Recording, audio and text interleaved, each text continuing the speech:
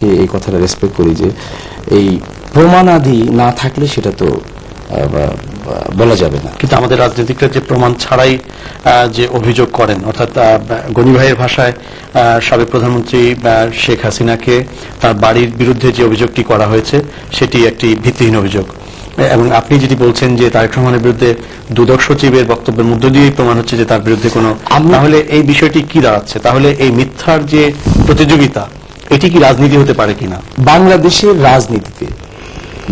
রাজনীতিতে মিথ্যার প্রচলন, মিথ্যার এটা আছে, কালচারের মধ্যে আছে। আমরা যারা নতুন প্রজন্মের রাজনীতি করি আমরা এটা প্রত্যেকটা জায়গাতে এটা আমরা দেখি। এই মিথ্যাটি যদি গনি ভাইয়ের ভাষায়, যদি আশায়, যদি তদন্ত শেষে, যেমন দুদক সচিবের এখনের বক্তব্য, আপনি কি মনে করছেন যে এই 4 মাস অথবা 5 মাসই যথেষ্ট তারেক রহমানের বিরুদ্ধে মামলা দায়েরের জন্য?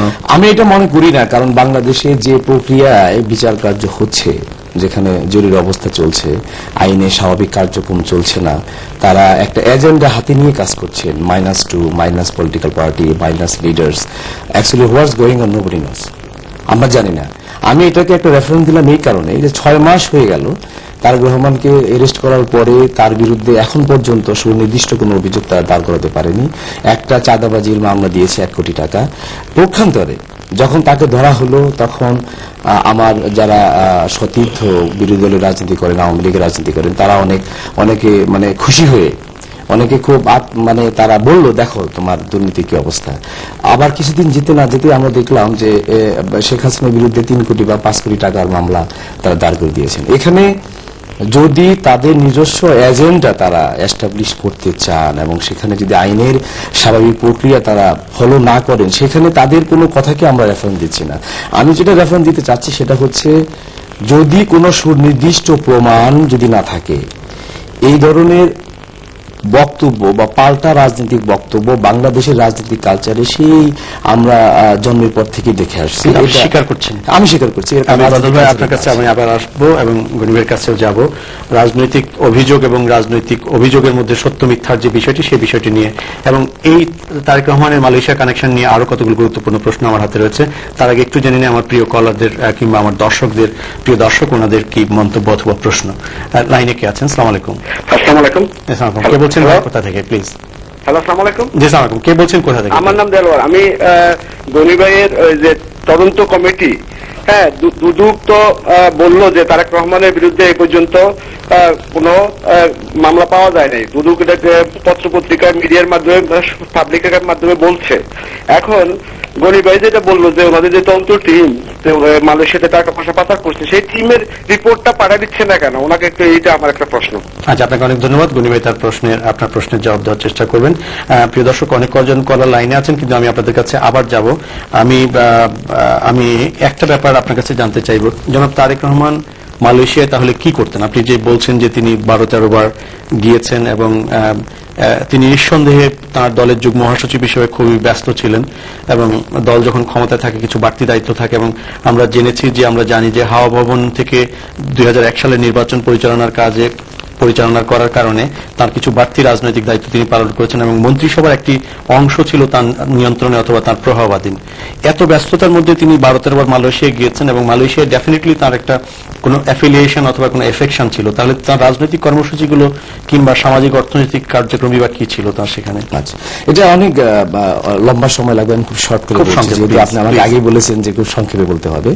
1997-এ সে প্রথম মালয়েশিয়া গিয়েছিলেন। আপনাকে আমি একটা জিনিস বলে দিচ্ছি, মালয়েশিয়াতে উনি যখন গিয়েছেন, এয়ারপোর্ট থেকে ওনাকে রিসিভ করা থেকে শুরু করে আবার এয়ারপোর্টে ওনাকে পৌঁছায় দেওয়া পর্যন্ত, এবং রাতের যেটুকু সময় উনি ঘুমিয়েছেন হোটেলে, এইটুকু সময় বাদে বাকি সবটুকু সময় আমি ওনার সাথে ছিলাম। এটা আপনারা মিডিয়াতে বা অনেকেই এটা জানেন, এটা সবাই জানেন। এটা আমি ওনার সাথে যতক্ষণ থেকেছি, উনি যেটা দেখেছি ওনাকে, সেটা হচ্ছে যে মালয়েশিয়ার ডেভেলপমেন্ট, মাহাথির মোহাম্মদ একটা দেশকে এত অল্প সময়ে কিভাবে ডেভেলপমেন্ট করেছেন, তার প্রত্যেকটা জিনিস উনি জানতে চেয়েছেন। উনি ইনফ্রাস্ট্রাকচার দেখেছেন, উনি রাজনৈতিক অবস্থা দেখেছেন। ওই দেশে যারা ক্ষমতায় আছেন, সেটাকে বারিসার ন্যাশনাল বলা হয়, ইউনাইটেড ফ্রন্ট। সেখানে 11টা পার্টির সমন্বয়ে এই পার্টিটা স্বাধীনতার পর থেকে তারা ক্ষমতায় আছেন।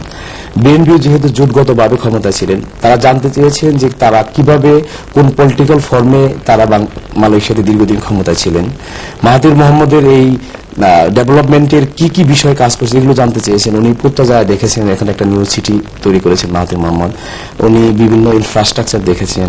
উনি অর্থাৎ মালয়েশিয়ার উন্নয়ন এবং মালয়েশিয়ার যে গঠন, মালয়েশিয়ার রাজনৈতিক কালচার তিনি অবগত হতে চেয়েছেন। কিন্তু মাহাথির মোহাম্মদের অনেক সুনামের পাশাপাশি একটি ছোট বদনাম অথবা সমালোচনা রয়েছে, সেটি হচ্ছে যে প্রতিপক্ষকে দমন এবং মাহাথির মোহাম্মদের পরিবারের সদস্য, বিশেষ করে তার পুত্র মালয়েশিয়ার অন্যতম বৃহৎ একজন ব্যবসায়ী। তো তিনি কি সেই ব্যাপারে তার কোনো এফেকশন অথবা কোনো মাহাথির মোহাম্মদের পরিবারের সঙ্গে কোনো ঘনিষ্ঠতা অথবা মালয়েশিয়ার যারা ব্যবসা এবং মালয়েশিয়ার যে শিল্প বণিক এই ব্যাপারে তার কোনো কার্যক্রম ছিল কিনা সেখানে?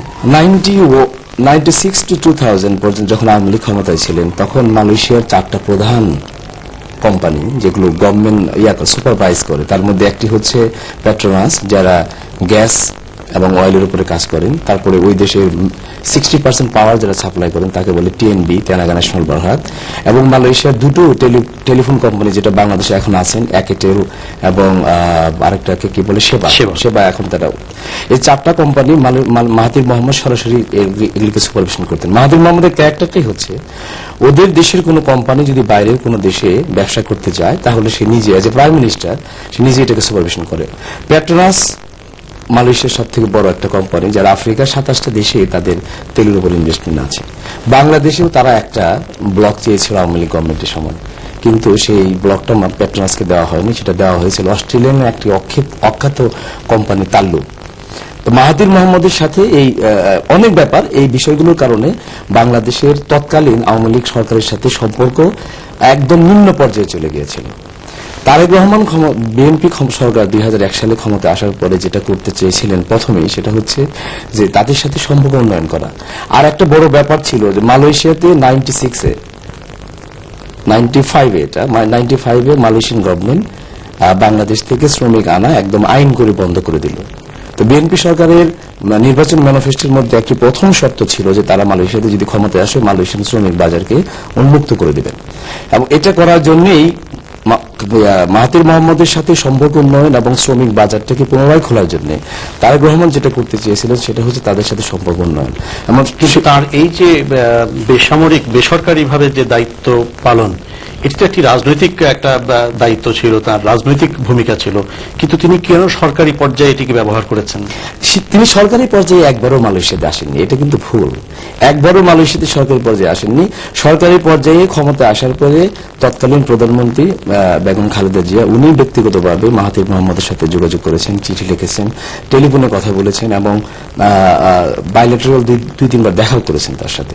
কিন্তু বেসরকারি পর্যায়ে মানে ব্যক্তিগত পর্যায়ে আমরা যেটা বুদ্ধি দিয়েছিলাম যে যদি মাহাথির মোহাম্মদের পরিবারের কারোর সাথে যদি তারেক রহমান একটা সম্পর্ক উন্নয়ন করতে পারে, এভাবে দুইটা ফ্যামিলির মধ্যে একটা সম্পর্ক ডেভেলপ হতে পারে এবং মাহাথির মোহাম্মদ বুঝতে পারবে যে বাংলাদেশের ইচ্ছা আছে আমাদের সাথে সম্পর্ক উন্নয়ন করার জন্য, ওটারই একটা কারণ ছিল।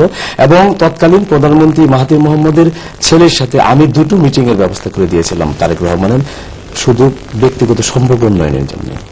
আপনি দাবি করছেন যে কোনো ব্যবসা অথবা কোনো বাণিজ্য বিষয়ক কোনো বিষয় সেখানে ছিল না?